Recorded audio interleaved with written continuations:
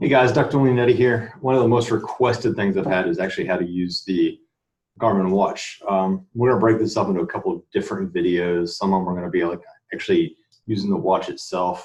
This one here is going to be going about how to use the Connect platform on the web here.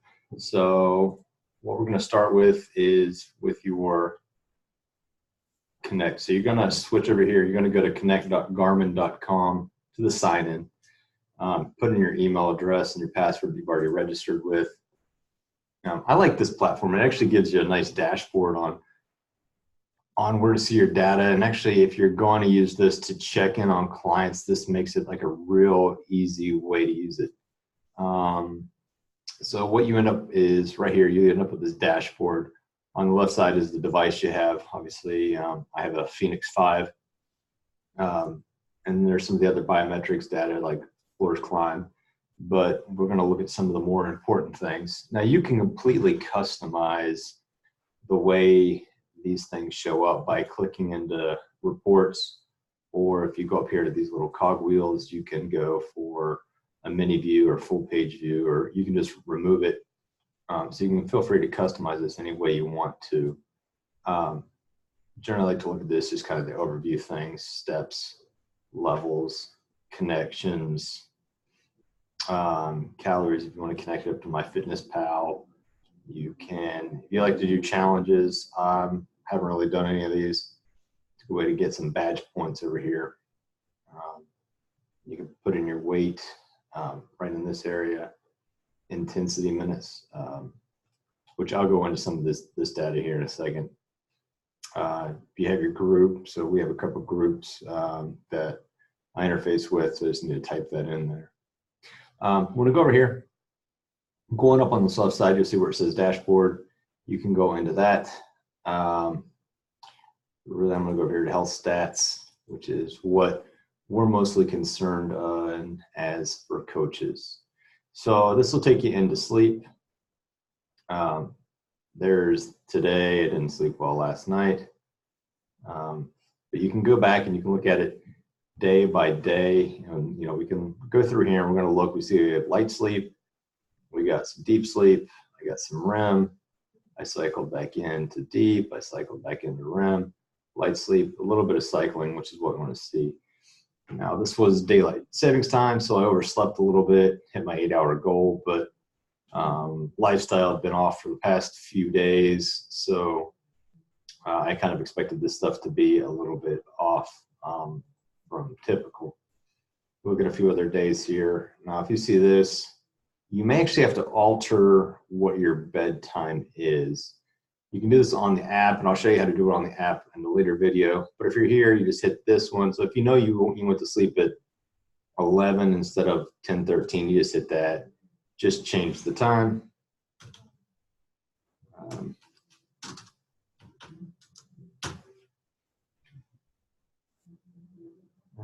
We might have to do.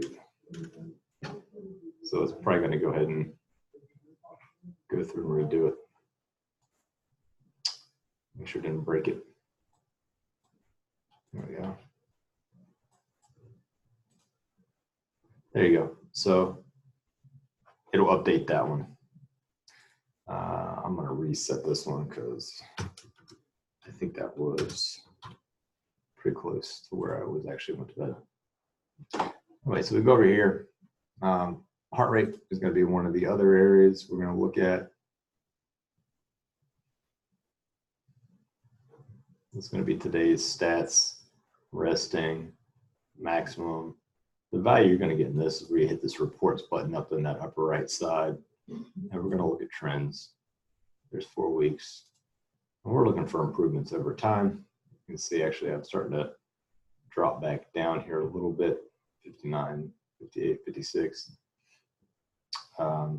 We go over 12-month time periods, and you see I'm basically getting this baseline about 58 and staying right around there. It's trending down a little bit right now, but if it's an anomaly or if it's just a regular data point, we're going to end up seeing this later on. Now we can look at last year when I first got my watch. I started up a little bit high, 63, and we've had some improvements.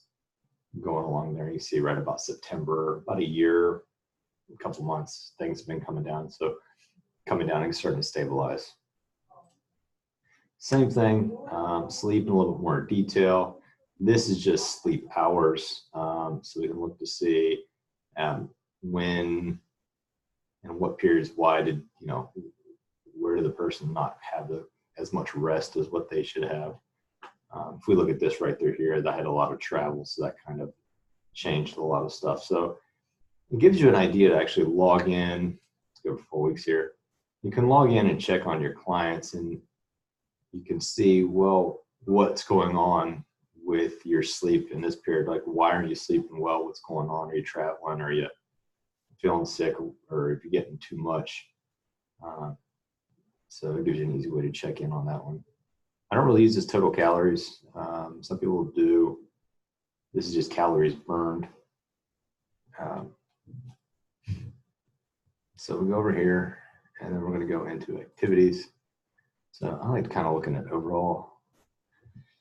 So when you go to activities, this all activities is going to list what you've done over a period of time. And you can sort it by running, cycling, swimming, weights, hiking, and scuba and all this other stuff. So it gives you an idea. Is a person training for an event? Or are they just working on strength?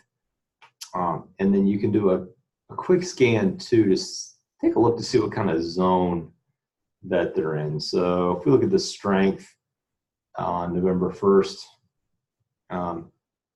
average heart rate was 114, maximum of 145. Not bad, but it's a little bit different than on the days where I had this 40 minutes at CrossFit where my average heart rate was 150 and it went up to 180. So I'm definitely working in a higher zone here than I was in this one. So when you look at your clients, you're looking at yourself, you can see, well, I may want to start doing this one a little bit more frequently if that's my goals, to get that aerobic and anaerobic levels up. So on your app, we'll go over those points too. Those are coming from First Bid or First Health. So we'll dig into their information here. And then you can look and see if somebody's doing, like I did some indoor cycling. I did it on the assault bike, and I did a good run here, a good ride here a couple days ago on indoor cycling. And then we can actually dig in on that one and look at heart rate if you want to. On an overview standpoint, intensity minutes will be good to kind of monitor if your clients have been following your recommendations for working out. This one, I kind of go more over this time period here. So this is November, so I'm not going to have as many, but we can look to see if they were training. So if you saw that they were looking for an event, in this case, let's see if I get 12 months here. And in this case, obviously the weather was kind of bad through here.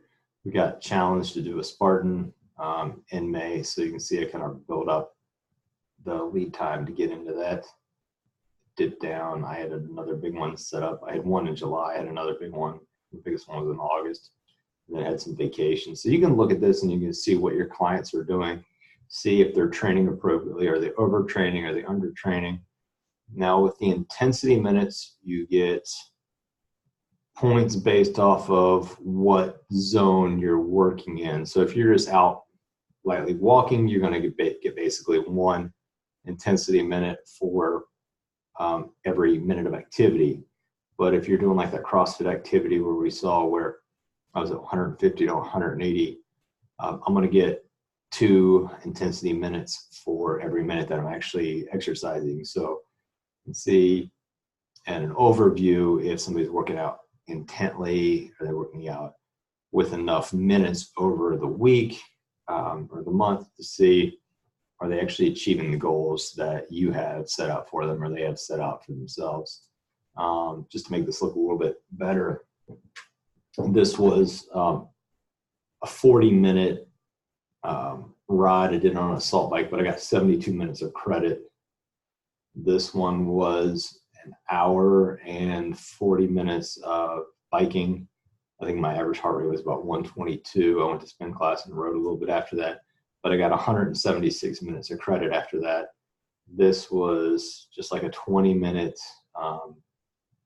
exercise, weightlifting. I think it was something like pull-ups and ring dips, alternating for 20 minutes, but I ended up getting 35-minute credit. And Thursday, this was a spin class. This was a higher intensity spin class that I did that was 45 or 50, or at that, and it was like a 50-minute spin class, and it was like another 10, 15 minutes of exercise. But you got basically double credit. And this one, I think, was that 40 minutes of CrossFit that I ended up getting 116 minutes because of the high level of intensity with that one. Stress is one of the big key factors that we're going to want to look at. Stress levels can vary. The way we basically look at it is stress over time. So we want to see that you have some improvements with it. So actually over 6 months, I've basically been averaging this 24 level and been pretty consistent with that. You can see last year it was definitely a lot higher, it was in the 30s, made some lifestyle changes, and stress has been going down. And we looked to see some trends. Okay, I might want to course correct there just a little bit, and it's basically come down and stabilized. I believe this is actually even significantly different than when I started wearing the watch. It was up 35, and then it's dropped down with some data points. So more importantly than looking at single day stress level, it's looking at the trends over time to ensure that what you've implemented or what the clients implemented into their health has actually making some improvements. And so the stress is actually just the heart rate variability. You can dig into this even more as far as running with calories, heart rate, pace. And then if you start doing the VO2 max, which we can talk about that one later on. The strength training, the Garmin has some neat features as far as being able to auto detect what exercise you're doing. I don't use it. I think it's too complicated. But if you want to get into that, it definitely has that capability. And it has these a couple of these other things and other things that you can add into it. If I'm just kind of going here a little bit more, if you want to put in your gear, shoes have a lifespan. I have my Ultras. I have about 200 miles on them. I have another pair that I've been cycling in and out, just trying to get to Brook and in, so I can switch it. I don't have any miles logged on this, but you can easily switch between the shoes and your gear.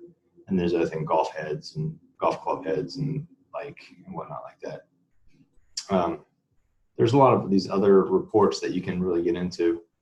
But as far as what we're going to use most is probably going in here, going down to health stats, and then maybe into these reports from there. Now, finally, I'd like to talk about some of the gamification with this. It's kind of fun if you have several people that you've added in on. That's the badges. So we can look and see, Thomas here, I'm trying to catch up with him. So it's been a little bit fun. The last few days, I've added a couple of these badges. And in fact, this weekend, I'm going for a bigger one just to try and get a few more points than him. Now he's going to watch this video and probably go crazy and do some stuff. But it gives you a little gamification for earning some of these badges. So you find it there, and then you go to here where it's available, and then you can group it by what type. Let's run a little bit slow. Let's say running ones. And so you're going to run a marathon, you're going to grab 8 points, or insanity, run 100 miles. I don't foresee that in the near future, but I've interviewed some clients that do like to do these ultra marathons, so that might be a good way of doing that one. So I'm also going to add in actually how to use the Phoenix 5, how to use the Phoenix 3 for Vivo Move. So what the buttons on the watch actually mean and understand. And we'll go over in another video of actually how to use the app on your phone.